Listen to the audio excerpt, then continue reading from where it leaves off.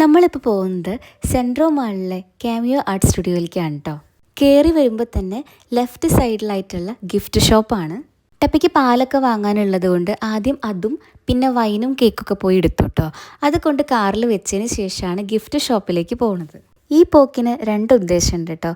ഒന്ന്, താഴത്തെ വീട്ടിലെ കുട്ടിയുടെ കല്യാണമാണ്, അപ്പോൾ ആൾക്ക് കല്യാണത്തിനൊരു ഗിഫ്റ്റ് വാങ്ങണം. രണ്ടാമതാണ് ഞാൻ പറഞ്ഞ ഏറ്റവും ഇമ്പോർട്ടൻ്റ് ആയിട്ടുള്ളൊരു കാര്യം, ഞാൻ ഭയങ്കര എക്സൈറ്റ്മെൻറ്റിലാണ് കേട്ടോ. എൻ്റെ ബെസ്റ്റ് ഫ്രണ്ട് നാട്ടിലെത്തിയിട്ടുണ്ട്. 5 വർഷമായി ഇതുവരെ ഞാൻ അവളെ നേരിട്ട് പോലും കണ്ടിട്ടില്ല. അപ്പോൾ നിമ്മിയും കണ്ണനും ജർമ്മനിയിൽ നിന്ന് നാട്ടിലെത്തിയിട്ടുണ്ട് കേട്ടോ.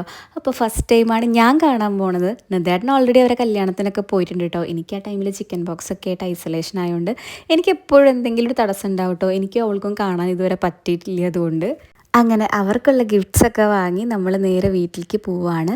രാത്രിയായ സമയത്ത് കരോള് വന്നിട്ടുണ്ടായിരുന്നു കേട്ടോ. അപ്പോൾ ടപ്പിക്കുട്ടൻ താഴെ ഇറങ്ങി ഇത് ആച്ചാച്ചൻ്റെ കൂടെ ഡാൻസൊക്കെ കളിക്കുന്നുണ്ട്. താഴേക്ക് ഇറങ്ങി ചെന്നപ്പോൾ എനിക്കും കിട്ടിയിട്ടോ മിഠായി. കുറച്ച് നേരം ഡാൻസൊക്കെ കളിച്ച് കരോൾ സംഘം തിരിച്ച് പോവുകയാണ്. എപ്പോഴും സന്തോഷം മാത്രം തരുന്ന ഒരു വർഷം ആർക്കും ഉണ്ടാവില്ല അല്ലേ? എല്ലാവർക്കും അങ്ങനെ തന്നെയാണ്. ഇപ്പം നമുക്കും അങ്ങനെ തന്നെയായിരുന്നു. സന്തോഷങ്ങളും സങ്കടങ്ങളും എല്ലാം മിക്സ് ചെയ്തിട്ടുള്ള ഒരു വർഷമായിരുന്നു ഇത്. അങ്ങനെ ഈ ഒരു വർഷം കടന്നു പോവാണ്. പുതുവർഷത്തെ വരവേൽക്കാനായിട്ട് എല്ലാവരും റെഡിയാണ്. അങ്ങനെ ഞാനും എൻ്റെ പ്രഗ്നൻസി ജേണി 9ാം മാസത്തിലേക്ക് കിടക്കുകയാണ്. പലരും ഡൗട്ടായിട്ട് ചോദിച്ചു കേട്ടോ, ഇത് സെക്കൻഡ് പ്രഗ്നൻസി ആണോ എന്ന്.